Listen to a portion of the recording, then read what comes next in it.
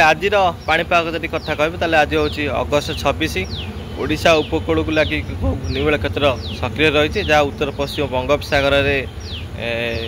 केन्द्रीभूत और यह अधिक घनीभूत हो आज लघुचाप परिणत अर्थात जदि कह मध्याह्न पर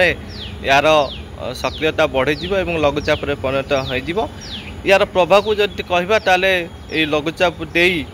निम्न चाप रेखा उपकूल ओडिशा मध्य ओडिशा छत्तीसगढ़ और मध्य प्रदेश पर्यंत लंबी रही निम्न चाप रेखा यार प्रभाव में आज गोटी स्थान में 100 मिलीमीटर अधिक वर्षा और घड़घड़ी जनित वर्षा देखा मिल पारे निम्न चाप प्रभाव में किंतु मौसुमी बायु सक्रिय रही एपटे लघुचाप सक्रिय अर्थात ये लघुचाप दक्षिण आड़ को ढड़की रही जहाँफल कि आज दक्षिण ओडिशा रे लगाण वर्षा सहित गोटे दुईटी स्थान में अत्यंत भारी वर्षार संभावना रही पश्चिम ओडिशा एवं यदि कह उपकूल ओडिशा ताले घड़घड़ी जनित वर्षा और गोटे दुई स्थान अत्यंत भारी वर्षार संभावना रही उत्तर ओडिशा यदि कह ताले उत्तर ओडिशा अपेक्षा टिके कम वर्षा रु विभिन्न स्थान में वर्षा रोटे स्थान में मध्यम धरण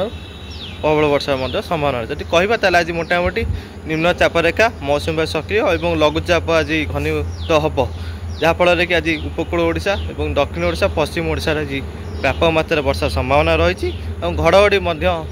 मारिबार संभावना रही जेहेतु खरा रही 40 ରୁ 45 किलोमीटर पवन बहबार संभावना रही।